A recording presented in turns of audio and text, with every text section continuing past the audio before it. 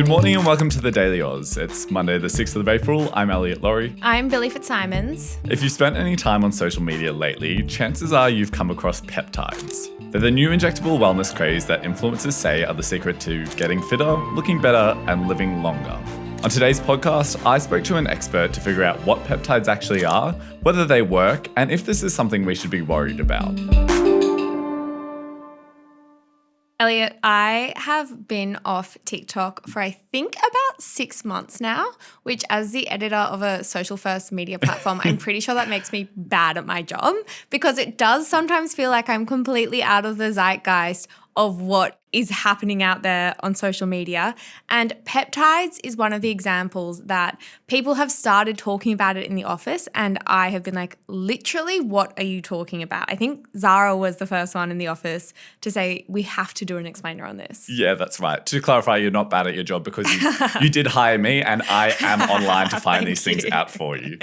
But yeah, it was one of those things that I was seeing online all the time and thinking, is this something that I personally need to be doing myself? Like, am I going to be behind the trend of this new health craze? And I actually spoke to one of my friends who's a PT about this, and he said it's the number one thing that he's been getting asked about lately. Like, just out of nowhere in the past few months, it's questions about peptides. Wow. Which is something I then thought, time to go investigate for work. And I was kind of cooking in the background a pitch for you about going and doing a deep dive on this. And then Zara marched on over to my desk one day and said, Elliot, I need you to explain to me what peptides are. So I guess the first question that you would have had to ask yourself in this very important investigation is, what are peptides? Yeah, that's right. So the answer is that they are short chains of amino acids, which are the building blocks of protein, which when I said this to you the other day, do you remember what you said?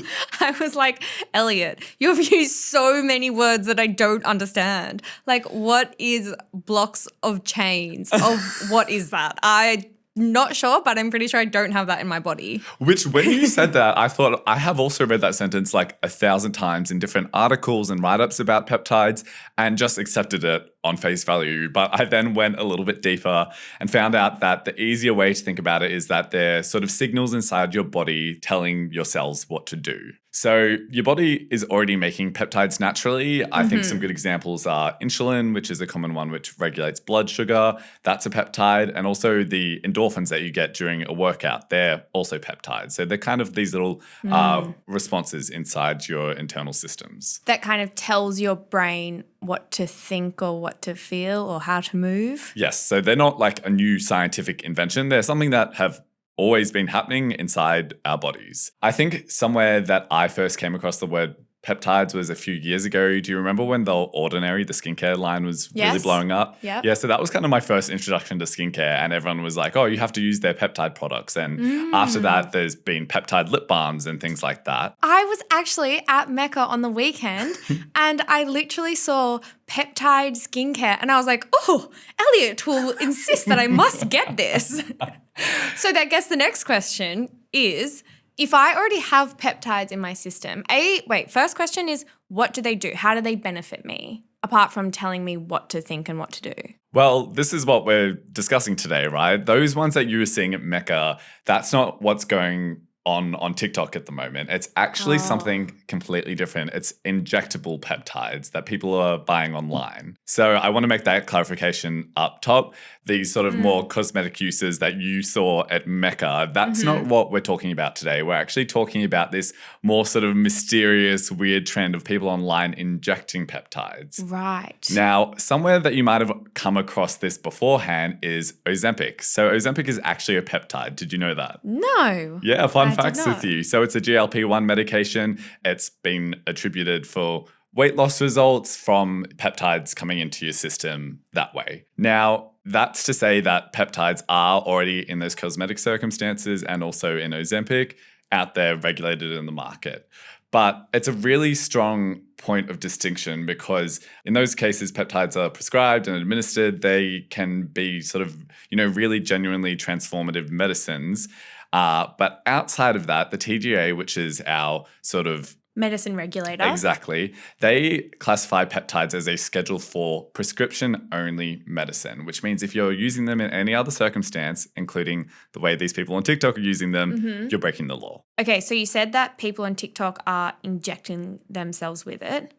Why? Like, what is the benefit? Is it for weight loss? Well, there's actually a bunch of different reasons that people are using them. I'll talk you through some of the most popular ones, which I actually found out about through looking on TikTok, talking to my friend who's a PT, and I actually interviewed an expert. His name is Dr. Tim Pietkowski, and he's a senior research fellow at the University of Queensland who spent years researching these kind of performance-enhancing drugs. When I spoke with him, he pointed me to, I'm going to say a bunch of letters and numbers at you right now, peptides including BPC 157 and TB 500. Oh, yes, my favorite peptides. I knew you loved those ones. So they are what people are using for injury recovery, really common amongst athletes to try to get over injuries faster. Wait, I actually have heard about this, I didn't know it was peptides, but there was something that was coming out that basically you could if you had an injury, you could either inject it or potentially even put cream on it. Yeah. And it would basically isolate that injury and would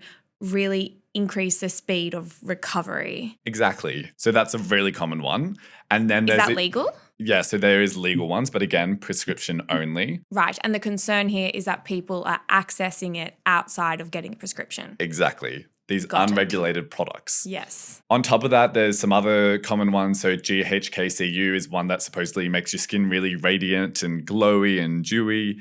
Then Is that the one that is in the skincare products at Mecca? I actually don't have the answer for that. No? Sorry. Okay, cool. No. Maybe it's like the unregulated stuff is kind of doing that more. Well, the jury's out on that. And the reason is because we don't actually have the long-term research to back up these unregulated medicines. A lot of these ones that we're talking about right now, they haven't even made it to human trials in different parts of the world. So we've seen evidence of it potentially having this effect in rats, but we have these people on TikTok taking it upon themselves to be doing those experiments on themselves. Wow. Interesting. Yeah, it's super interesting. I'll run you through a couple more examples that are really popular. One is called melanotan 2. That's been around for ages, especially amongst bodybuilders, and you basically inject it and it makes your skin produce more melanin, which makes you look darker.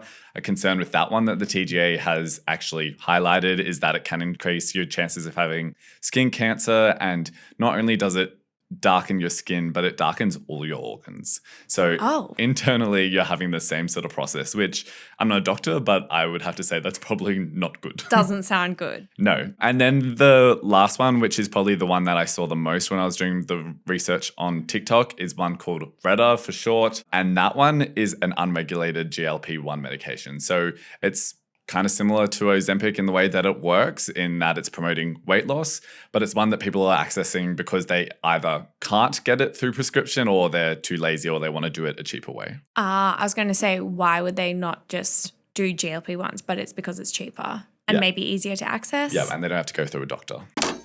Hey, I'm Sam. I'm the co-founder of TDA. With one button, 82% of you who aren't subscribed to this YouTube channel can change that and help Australian media. Click subscribe. Now back to the video. Okay, so Elliot, you've gone through what peptides are. I finally understand it. Thank you.